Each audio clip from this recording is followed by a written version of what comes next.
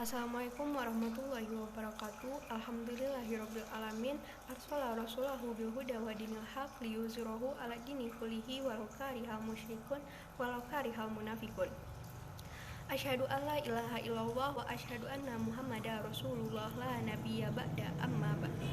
Puji syukur kita ucapkan kepada Allah Subhanahu wa taala yang mana berkah rahmat dan karunia beliaulah kita dapat melanjutkan diskusi kita pada kali ini. Salawat dan salam kita ucapkan kepada Nabi besar Muhammad sallallahu alaihi wasallam. Yang terhormat Bapak Zainal Abdul Haris SAG MSI. Pada kesempatan kali ini kami akan menyampaikan hasil diskusi kami yang berjudul Alam Semesta.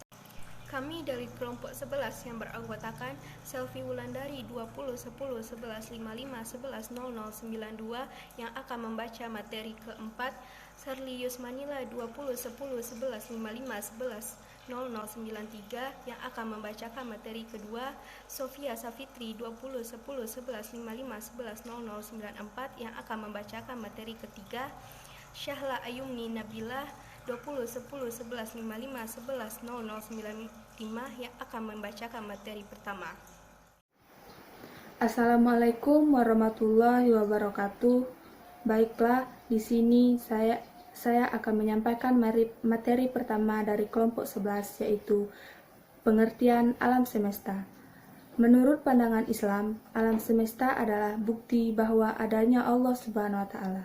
Alam semesta merupakan bukti bahwa Allah Subhanahu wa taala itu memiliki sifat wujud, yang berarti tidak ada seorang pun yang menciptakan alam semesta dan seisinya dengan sangat sempurna dan lengkap kecuali Allah Subhanahu wa taala.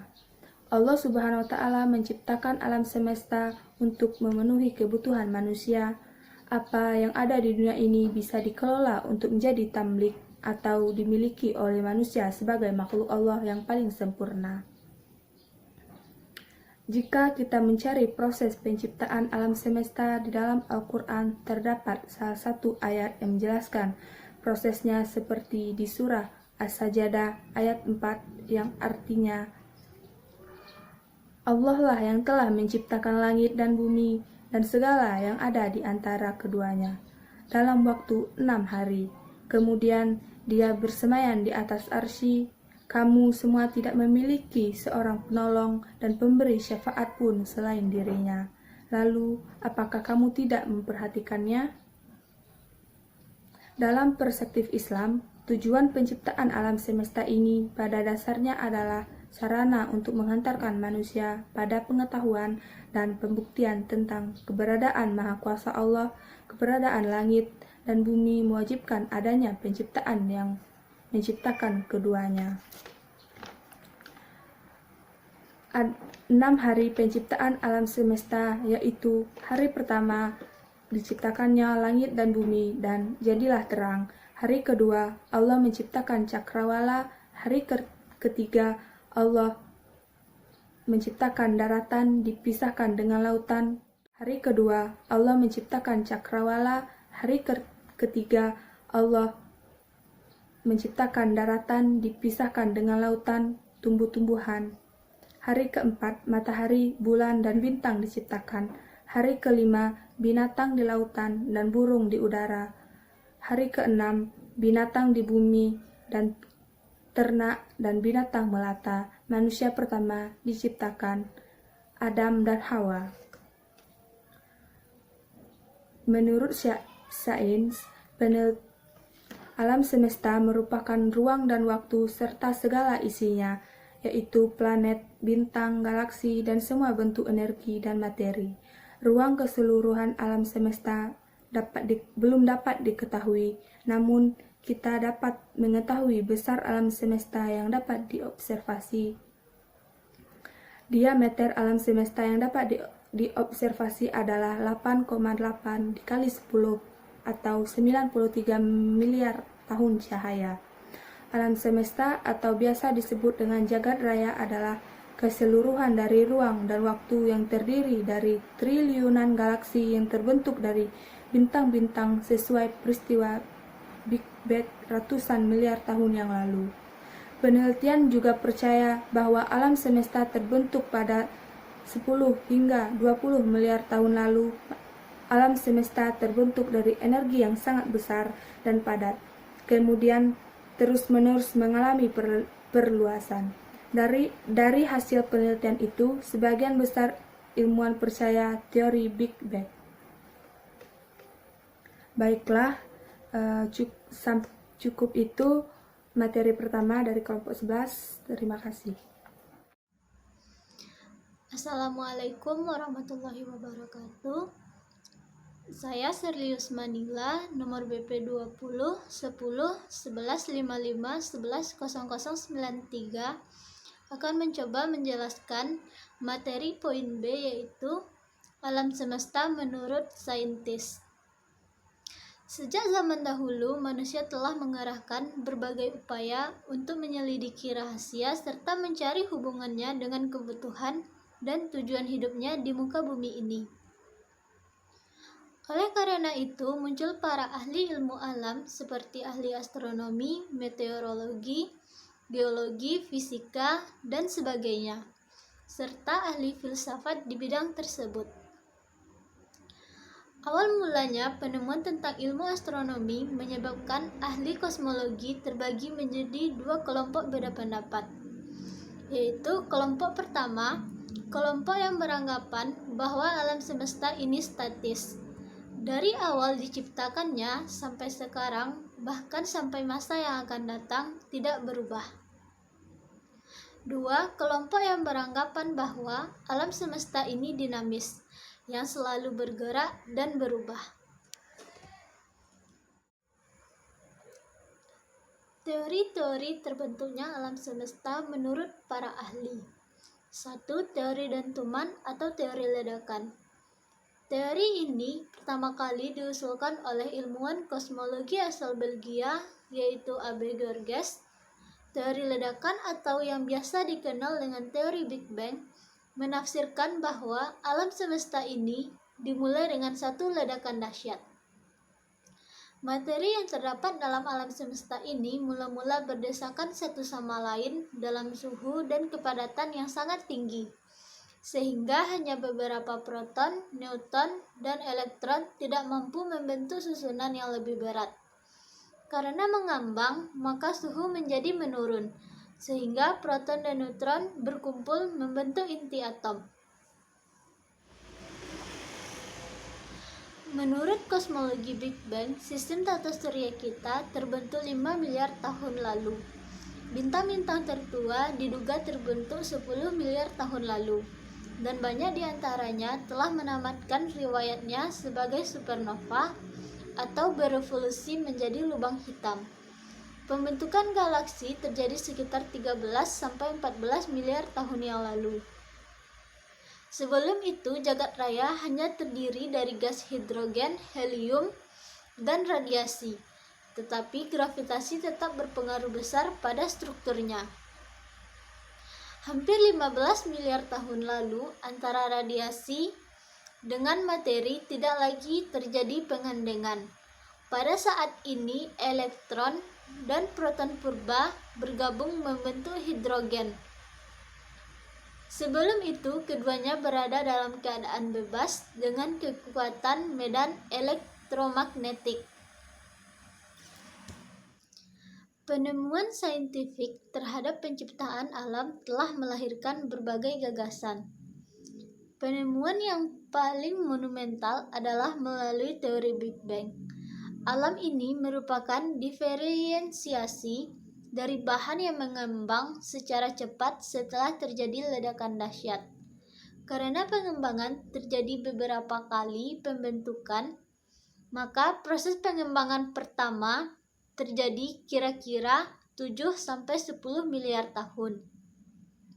Planet-planet yang bertebaran di angkasa luas ini adalah berasal dari kepingan-kepingan pecahan yang berdiferensiasi dengan gaya gravitasi yang seimbang, sehingga tidak jatuh dan tidak pula melayang-layang.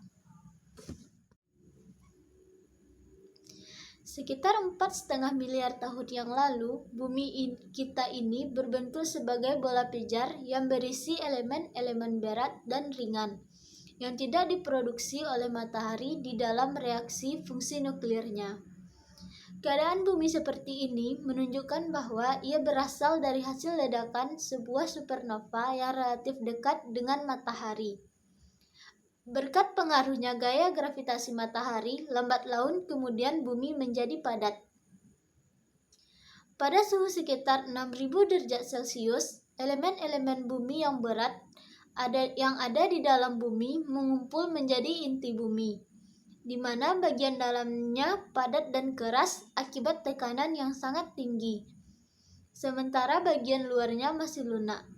4 miliar tahun kemudian terbentuklah kerak bumi dengan ketebalan sekitar 60-80 km. Untuk membentuk kerak bumi tersusun bebatuan yang terdiri dari batuan granit dan batuan basaltik. Batuan granit berada pada posisi atas karena ringan, sedangkan batuan basaltik berada pada posisi bawah karena lebih berat. Kedua jenis batu inilah kerak bumi paling tua. Ketika suhu bumi mulai mendingin, uap air yang terdapat dalam atmosfer mengembun dan menimbulkan hujan. Hujan yang terus-menerus mengisi cekungan-cekungan di permukaan bumi dan akhirnya membentuk danau, lautan, dan samudera. Sekitar 300 juta tahun yang lalu muncul sebuah daratan yang sangat luas yang disebut dengan Pangea, berada persis di atas tengah sebuah samudera yang disebut Pantalasea. Setelah 150 juta tahun kemudian, Pangea tersebut membelah menjadi Gondwana, yang meliputi Antartika yaitu Australia, Afrika, serta Amerika Selatan, dan Laurasia yaitu Asia, Eropa, serta Amerika Utara. Dan 50 juta tahun kemudian, Pangea pecah menjadi benua-benua. 2. Teori keadaan tetap. Teori keadaan tetap diusulkan oleh Habondi, De Gaulle, F. Hoyle pada tahun 1948. Menurut mereka, alam semesta ini tidak ada awal dan akhirnya. Alam semesta selalu terlihat sama seperti sekarang. Teori ini menganggap bahwa alam semesta tidak terhingga luas serta usianya. Teori tersebut banyak menerima penolakan dari berbagai ilmuwan. 3. Teori kabut. Teori kabut, atau yang dikenal juga dengan teori nebula, pertama kali diusulkan oleh Emanuel Swedenborg pada tahun 1734 dan disempurnakan oleh Immanuel Kant pada tahun 1775. Secara umum, teori ini menjelaskan terbentuknya tata surya dari sebuah bola kabut gas raksasa. Kemudian, terdapat beberapa materi yang terlepas ke sekitar bola gas tadi. Sementara itu, bola gas utama masih berukuran besar dan panas menjadi matahari. Dan materi yang terlepas menjadi padat dan dingin membentuk planet. Proses pecahnya Pangea itu dimulai dengan pergeseran Amerika Selatan ke barat dan bergabung dengan Amerika Utara yang juga bergeser ke barat setelah memisahkan diri dari Eropa. India bergerak ke utara hingga menabrak Asia dan mengangkat pegunungan Himalaya serta menekan Cina begitu kuat sehingga bagian kontinen itu terpental ke arah timur. Sedangkan kontinen Australia yang semula menempel pada Antartika di dalam perjalanannya ke utara menabrak Asia dan memunculkan kepulauan Nusantara dari dasar laut. Begitulah wajah bumi dengan benua dan samuderanya yang selalu berubah sesuai dengan tingkat evolusinya. Pergeseran lempeng bumi sebagaimana dijelaskan di atas tidak dapat dirasakan karena geraknya yang sangat lambat. Evolusi yang terjadi terus-menerus dalam kurun waktu 1 tahun terjadi pergeseran sekitar 5-12 cm. Dengan hitungan matematis, selama 1 juta tahun pergeseran tersebut dapat memindahkan sebuah benua sejauh 50-120 cm. Para ahli geologi kemudian menyatakan bahwa gunung-gunung yang menjulang tinggi berfungsi sebagai pasak untuk menjaga keseimbangan pergeseran benua-benua tersebut. Munculnya kehidupan bumi dipengaruhi oleh dua hal, yaitu turunnya suhu panas bumi dan terjadinya rotasi atau perputaran bumi. Turunnya suhu bumi dengan sendirinya menciptakan iklim yang sesuai dengan kebutuhan makhluk hidup untuk berkembang.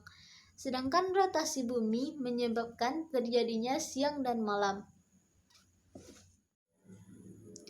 4. Teori bintang kembar. Teori ini dikemukakan oleh R.A. Littleton pada tahun 1930-an.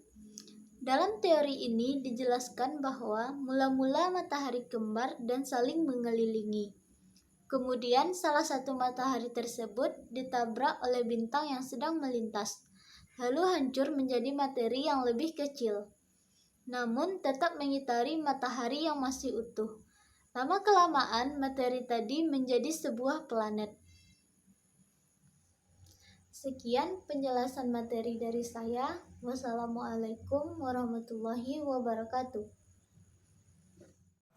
Selanjutnya saya akan menyampaikan materi ketiga, yaitu alam semesta menurut Islam. Terciptanya alam semesta secara umum ditanggapi oleh dua kelompok pemikir yang bertentangan secara diametral. Kelompok pertama adalah kelompok yang mempercayai adanya Tuhan. Menurut mereka, alam semesta dan seluruh isinya merupakan ciptaan Tuhan. Proses evolusi yang terjadi di alam merupakan salah satu bukti kekuasaan Tuhan. Tatanan harmonis yang terdapat di alam tidak mungkin terjadi tanpa investasi dari Tuhan. Kelompok kedua adalah kelompok yang tidak percaya kepada Tuhan atau ateisme. Kelompok ini menyatakan bahwa evolusi yang terjadi di alam semesta merupakan hukum alam yang sudah semestinya terjadi. Hukum alam tersebut tercipta dengan sendirinya. Seluruh benda yang ada di alam semesta tercipta melalui gerakan evolusionis masing-masing benda. Kelompok ini menolak gagasan tentang Tuhan sebagai pencipta. Di antara para pemikiran Muslim yang pernah mengutarakan gagasan mengenai teori ini adalah Al-Farabi, Al-Qutabi, Al-Qazwaini, Ikhwan As-Safa, Ibnu Maskawi, dan Ibnu Khaldun. Al-Farabi dalam bukunya Ar-Ra' al-Madinah Al-Fadilah menyatakan bahwa urutan alam wujud ini dimulai dari yang paling rendah, kemudian yang utama, lalu yang lebih utama, dan seterusnya hingga sampai kepada yang paling utama. Yang paling rendah adalah materi pertama yang merupakan campuran, dan yang lebih utama daripada itu adalah unsur-unsur pokok seperti air, udara, tanah, dan api. Kemudian yang lebih utama lagi adalah mineral, selanjutnya tumbuhan, lalu hewan yang tidak dapat berbicara. Dan yang paling utama di antaranya adalah manusia. Dalam mengemukakan gagasan mengenai evolusi, Al-Qutabi menyoroti watak kera. Menurutnya, kera mempunyai unsur campuran, yaitu unsur manusia dan unsur hewan. Binatang tersebut merupakan proses tahap demi tahap dari hewan kepada manusia. Manusia tahap paling sempurna di antara tahapan dalam proses peningkatan itu. Al-Qazwani dalam bukunya Ajaib Al-Makhlukat menyatakan bahwa benda-benda yang ada di bumi ini dibagi dua, yaitu benda hidup dan benda mati. Pertumbuhan hidup pertama berkaitan dengan tanah dan air, sedangkan akhir pertumbuhan berkaitan dengan tumbuhan. Perkembangan tumbuhan awal berkaitan dengan mineral, sedangkan akhir pertumbuhan berkaitan dengan manusia. Awal perkembangan manusia berkaitan dengan hewan, sedangkan akhir perkembangannya berkaitan dengan jiwa malaikat.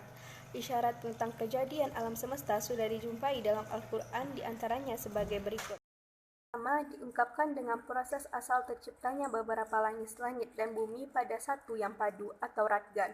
Radgan pada awalnya berarti rapat, merapat satu sama lain. Jadi materi langit dan bumi satu sama lain merapat lalu kemudian terpisah. Kedua, asal kejadian alam diungkapkan dengan tahapan-tahapan atau periodik, yakni 6 hari seperti yang ditegaskan Allah dalam surat Al-Kahf ayat 38, yang artinya, dan sesungguhnya telah kami ciptakan langit dan bumi dan apa yang ada di antaranya, keduanya dalam 6 masa, dan kami sedikit pun tidak ditimpa keletihan. Lalu dalam surah Al-Furqan ayat 59 yang artinya yang menciptakan langit dan bumi dan apa yang ada di antara anatar keduanya dalam 6 masa, kemudian dia bersemayam di atas arsy, dialah yang maha pemurah, maka tanyakanlah tentang Allah kepada yang lebih mengetahui atau Muhammad tentang dia. Ada lagi berbanding 50.000 tahun hari manusia. Dalam Quran surah Al-Ma'arij ayat 4 yang artinya malaikat-malaikat dan Jibril naik menghadap kepada Tuhan dalam sehari yang kadarnya 50.000 tahun.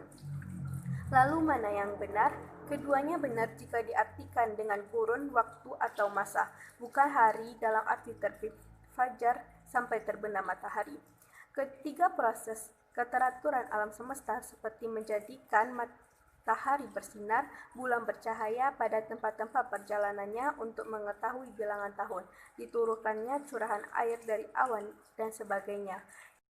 Dapat diartikan dalam Al-Quran surah An-Naba ayat 7, 12, dan 14 yang artinya, dan gunung-gunung sebagai pasak, dan kami bina di atas kamu 7 buah langit yang kokoh, dan kami turunkan dari awan air yang banyak tercurah. Diciptakan berdasarkan ukuran masing-masing dalam surah Al-Qamar ayat 49-50 yang artinya, sesungguhnya kami menciptakan segala sesuatu menurut ukuran dan perintah kami hanyalah satu perkataan seperti kejapan mata. Jika kita perhatikan teori pembangunan dengan penjelasan ayat tentang kenapa langit ditinggikan, maka hal ini kita tafsirkan bahwa langit mengelilingi planet bumi ini akan selalu tegak lurus dan mengembung ke segala arah. Persoalan yang perlu dipecahkan adalah jika dilihat dari teori-teori penciptaan alam semesta, tentu ada yang menciptakan dan tentu ada pula peristiwa awal sebelum proses-proses tersebut. Masihkah ini lapangan sains atau kemampuan manusia yang terbatas? Bagaimana potensi akal dalam menelusuri iman? Ada yang rasional, irasional, dan suprarasional. Einstein pun mengakui ada kekuatan supernatural dari ciptaan alam semesta ini. Assalamualaikum warahmatullahi wabarakatuh. Perkenalkan, nama saya Selvi Wulandari, BP 2010 1155 110092. Baiklah, di sini saya akan mencoba menyampaikan materi tentang poin D, yaitu konvergensi antara Al-Quran dan sains tentang alam semesta. Secara epistemologis terdapat 3 sumber kebenaran, yaitu akal, rasionalisme, dan wahyu empirisme, panca indera empirisme, dan wahyu revolution. Al-Kindi adalah filsuf muslim yang pertama kali mencoba mencari konvergensi antara kebenaran akal dan kebenaran wahyu. Konsekuensi logis dari kedua kebenaran itu adalah munculnya 2 kebenaran yang berkesesuaian bukan yang bertentangan. Beberapa orang menafsirkan dalam penciptaan ada 6 tahap, yakni tahap pertama, sejak penciptaan sampai suhu kosmos turun menjadi 100 jutaan derajat. Tahap kedua, sejak berakhirnya tahap pertama sampai suhu kosmos turun sehingga mencapai 100 juta derajat. Kerapatan materinya dalam alam semesta adalah 4 juta ton tiap liter. Tahap ketiga, sejak berakhirnya tahap kedua sampai suhu kosmos tinggal 1000 juta derajat dan kerapatan materinya tinggal 100.000 ton tiap liter. Tahap keempat, sejak berakhirnya tahap ketiga sampai suhu kosmos berada di bawah 100 juta derajat, kerapatan materinya tinggal 1/10 kg tiap liter. Dalam tahap ini telah dimulai penyusunan inti atom. Tahap kelima, sejak berakhirnya tahap keempat sampai mulainya terbentuknya atom-atom, sehingga elektron bebas dalam kosmos menjadi sangat berkurang jumlahnya. Dalam tahap ini, cahaya mengisi seluruh kosmos. Selanjutnya tahap ke-6, ketika kabut materi terdiri dari atom-atom mulai mengumpul dan membentuk bintang-bintang dan bima sakti. Di antaranya bintang itu terdapat matahari yang ditari oleh bumi dan planet. Para saintifik mencoba menafsirkan arti dari 6 hari atau masa atau kurun tentang penciptaan alam seperti yang disebutkan dalam beberapa ayat itu sebagai berikut. Pertama, Zoikum, yakni masa sebelum ada kehidupan yang kurun atau masanya diperkirakan lamanya 1 miliar tahun. Kedua, Ersezoikum, yakni masa hidup primitif. Hal ini ditandai dengan aktivitas gunung berapi dan munculnya hewan satu sel yang lamanya diperkirakan 800 juta tahun. Yang ketiga, Proterozoikum, yakni masa hidup pertama dan masa kehidupan semakin jelas dengan ditemukannya fosil lamanya diperkirakan 650 juta tahun. Yang keempat, Paleozoikum, yakni masa purba sebagai lanjutan masa ditemukannya fosil lamanya kira-kira 350 juta tahun. Yang kelima, Mesozoikum, yakni masa sekarang yang dimulai dari 60 juta tahun yang lalu ketika sudah ditemukannya makhluk tingkat tinggi dan akhirnya manusia. Dengan berbagai kemampuan yang dilimpahkan Allah kepadanya, manusia dituntut tanggung jawab yang lebih besar daripada makhluk lain yang terdapat dalam surah Az-Zariyat ayat 56. A'udzubillahi minasyaitonirrajim. Bismillahirrahmanirrahim. Wa ma khalaqtul jinna wal insa illa liya'budun. Yang artinya, dan aku tidak menciptakan jin dan manusia melainkan supaya mereka mengabdi kepadaku. Sekian, assalamualaikum warahmatullahi wabarakatuh.